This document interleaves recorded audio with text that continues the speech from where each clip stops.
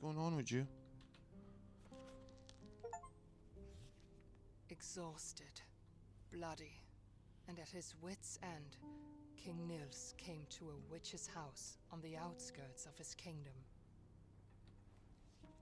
He fell to his knees, begging the witch to help cure his son, and she agreed. The witch explained that the flower held tremendous power that could only very carefully be used for good. The witch instructed he only use a single petal. Using the whole bloom would only invite death. Ulrich began to recover, but discontent at the royal line had grown in the kingdom, following King Nils' bloody campaign.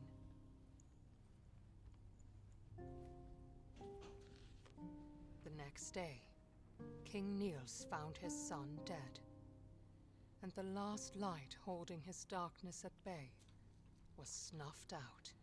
Yo, he got stabbed. Heartbroken, King Nils turned to the bloom which had promised life, and instead saw it as an escape from his suffering. The witch, having come to visit the king and the prince, looked at the nightmarish scene in despair. She raised a mountain on top of King Nils and shackled him using the same bramble that he let loose upon the kingdom.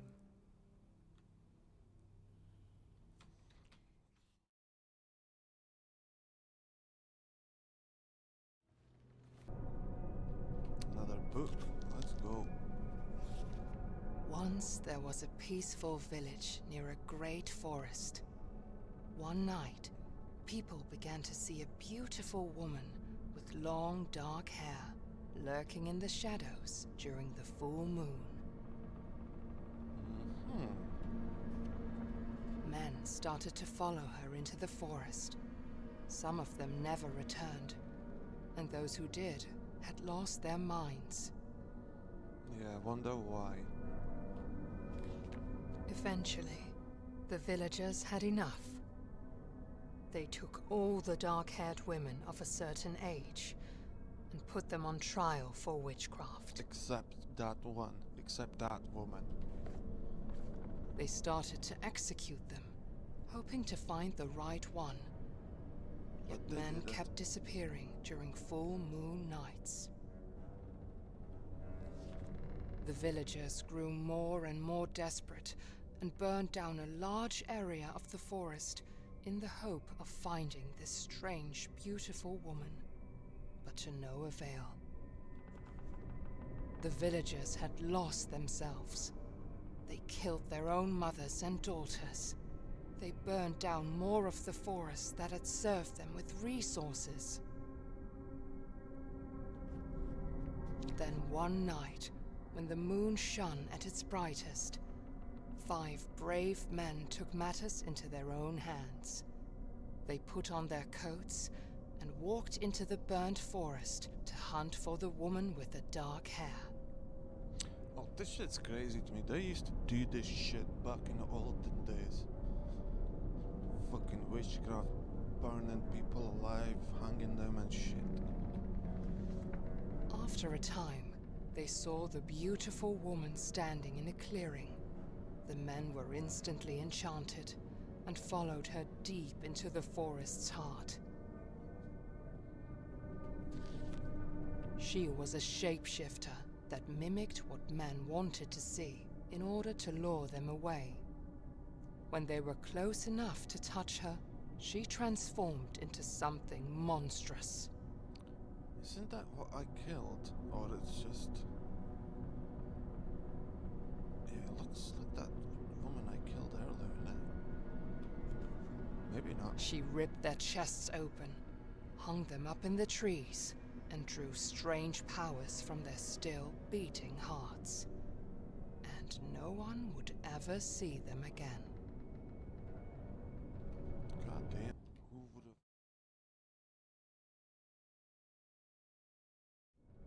God damn. Who would have known that, eh? Dear Diary, am so in love with him. I cannot even describe it. It feels like he loves me too. Our village still tries to heal its wounds from the dark days. But at least me and my love survived and have each other. After the horrible witch hunt, we thought we were safe. We thought we would have peace.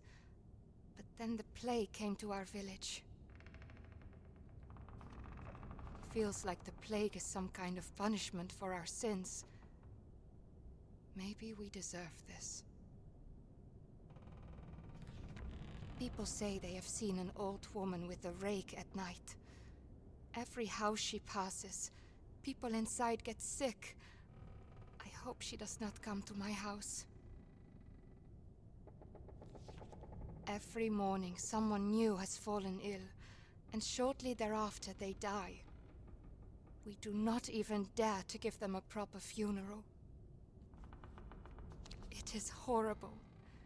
The dead are rising from their graves, and they eat the ones left alive. I have locked myself in the house.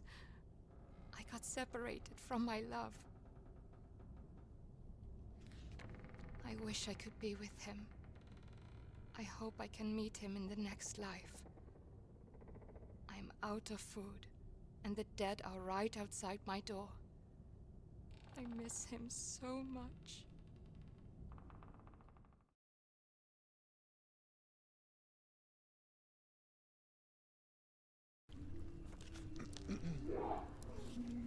If you find yourself in pain and sorrow, cry no more, they will be gone tomorrow. Listen to the voices of the deep, and join the wolves that circle round the sheep. A temporary sacrifice you make in order for your powers to awake. Trust in the transcendent and surrender to be received into the arms of splendor. Behold the transmutation into gold. Soon a god emerges from the mold. No longer human, brick to land alone. A goddess reborn seated on her throne. Okay, that was creepy.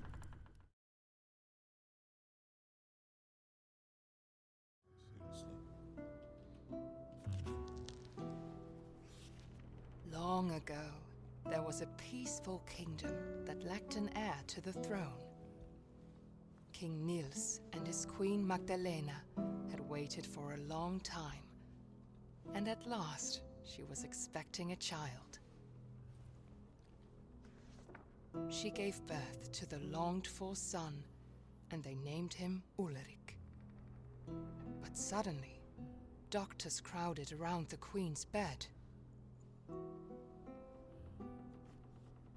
Magdalena succumbed to the labors of childbirth.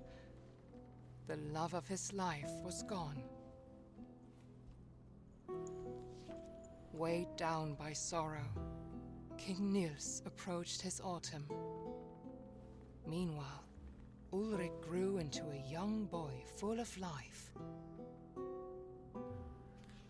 The prince was the only thing that kept the darkness at bay in his heart. One day, Prince Ulrich fell ill. The doctors tried everything, but he grew weaker and weaker. They told King Niels about a mythical flower that witches were rumored to use to heal any illness. King Niels searched the whole kingdom for the flower to no avail, and his campaign soon became a gruesome witch hunt. Yo, the king went berserk. His path was lined with the witches he had slain, but the flower was nowhere to be found.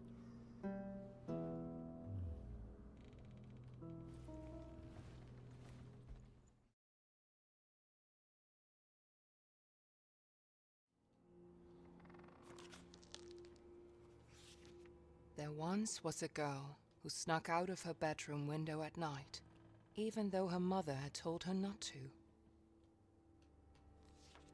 She went into the forest, and at first it welcomed her with warmth and a promise of adventures.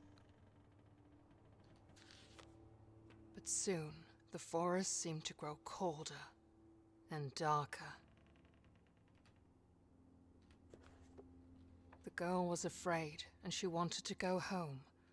But Bramble crawled around her arms and legs, and she could not get away. Bramble, And the girl was never seen again. What a shame.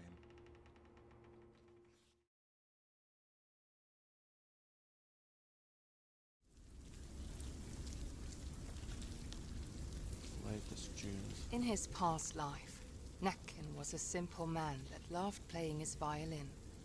But people would frequently bully him, and the only soul that did not was a girl that Necken fell in love with. One day, the bullying and beatings became so severe that Necken's anger finally overtook him. He marched into the village, playing forbidden melodies that made everyone dance, until their flesh and bone got worn down. They eventually died, leaving behind shuffling corpses, still trying to dance to Necken's melodies. His love was not spared death either. Devastated, Necken left the town and lived by the lake, drowning in his sorrow, where he still lures people with his deadly music.